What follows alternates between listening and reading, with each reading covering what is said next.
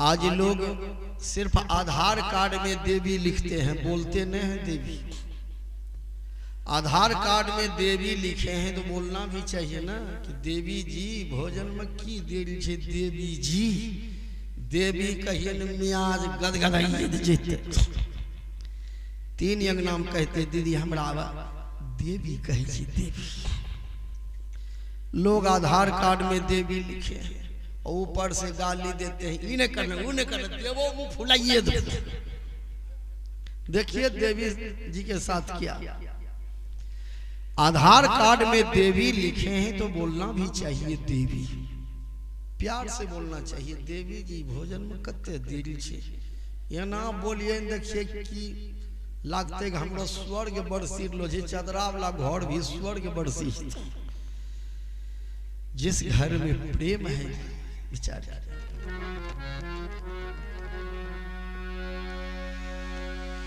गोस्वामी जी लिखे हैं कि जहां सुमति तहां संपत्ति नाना, जहां कुमति तहां विपत्ति निदान।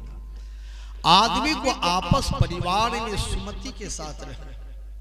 आप 2 भाई हैं, आप 3 भाई हैं, 4 भाई हैं, 5 भाई हैं, 5 जगह से पत्नी आएगी, लड़बे करते कहने ओकरो जे छै ये जमीन में बेसी हिस्सा छै। जखनी बड़ तुहारी लागे छै न तखन ये जमीन बंटवारा हो जाय छै। क्या बीघा छै? 10 बीघा, तब 2 बीघा होइए छै। अब यहाँ होलो नहीं छै कि 2 बीघा भए गेल। अपना भाइयों जमीन में हिस्सा नहीं छै। यकोदा बोलते कि 10 बीघा छै, 2टा बहिन छै, 3 गो भाई छै, 2 बीघा होते वो हिस्सा नहीं लगते हिस्सा का। चलिए 5 भाई हैं, 5 जगह से पत्नी आएगी, लड़ेगी। कम से कम भाई में प्रेम रखिए। जिस घर में फूट हुआ और उस घर का लूट हुआ और पड़ोसिया को परोफिट हुआ। लड़ो न पड़ोसिया ताली बजे ना ठीक हो भले बिचला देवाल टूटबे करते। चलिए इसलिए जहां सुमति तहां संपत्ति नाना, जहां कुमति तहां विपत्ति निदान। आपस में सुमति बना करके जीना सीखें।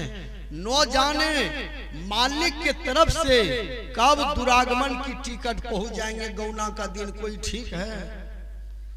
कब गौना लेकर के चले जाएंगे? यहाँ करो गौना के सिर्फ पश्चिमी में नहीं तो भौंडोरा में वह यखनी यखनी एक गौनवा के दिन पियावा के कहरिया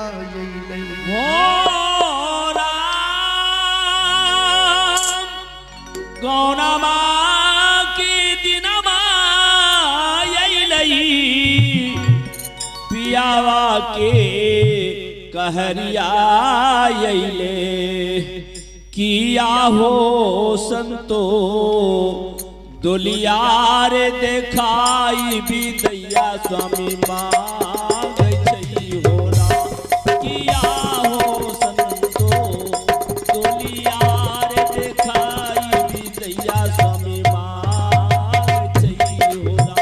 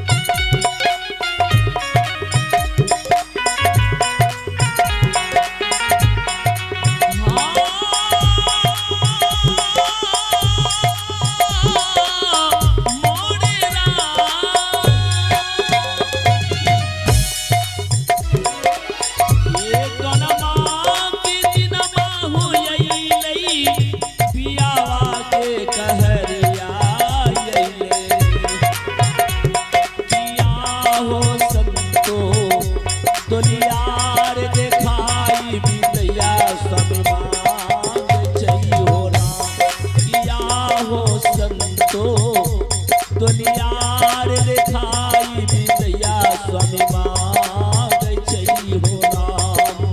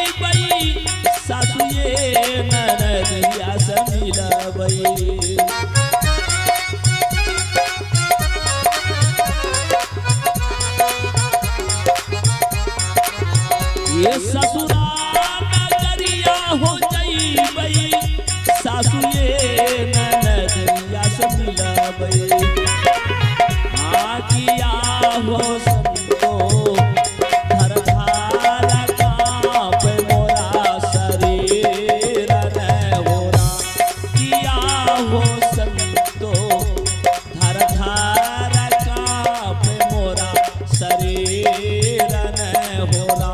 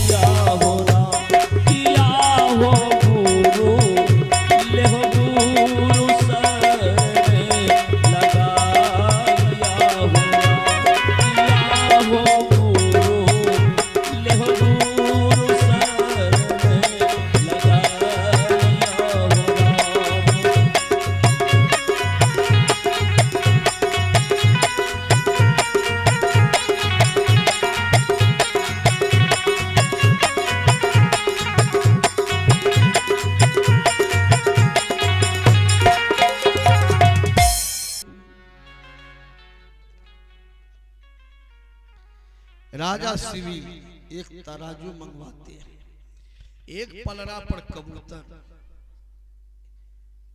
रखते हैं और छुरी मंगवाकर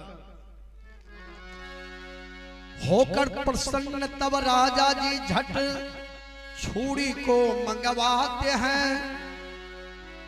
धर कपोत को एक पलरे पर निज तन का मांस चढ़ाते हैं।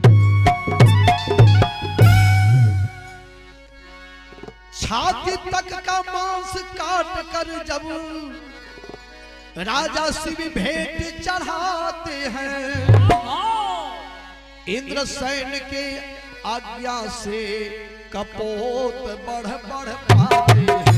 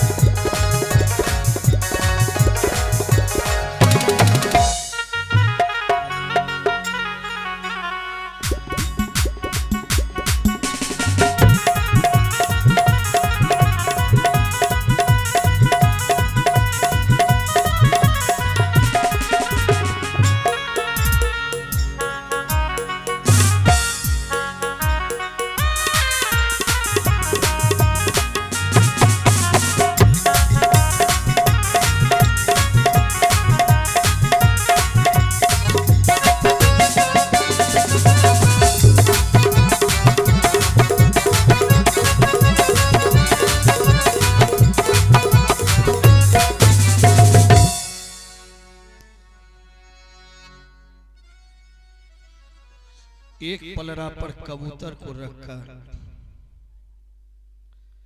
राजा शिवी शरीर के मांस काट करके तराजू पर देने लगे।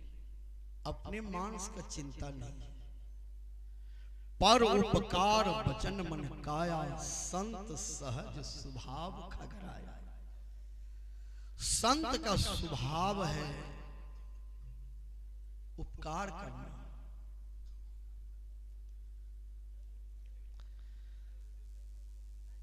इंद्र ने बाज बनकर के ब्रह्मा जी से कहा, आप थोड़ा वजन को बढ़ाते जाइए। अब ब्रह्मा जी कबूतर बनकर धीरे धीरे वजनदार बनने लगे। राजा शिवी लगभग पूरे शरीर का मांस काट कर जहां जहां मांस था काट करके चढ़ा दिया, लेकिन कबूतर का जो पलड़ा था वो नीचे रह गया। मांस का ढेर। अब राजा शिवी घबरा गए कि शरीर में मांस नहीं बचा, इतना मांस दे दिए, अब फिर कबूतर का पलड़ा नीचा है, अब क्या करें।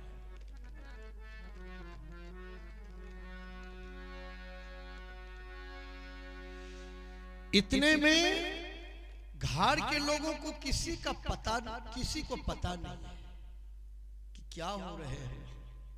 संयोग से राजा शिवी की धर्म पत्नी देवी जी घर से बाहर आई। कौन आई? देवी जी।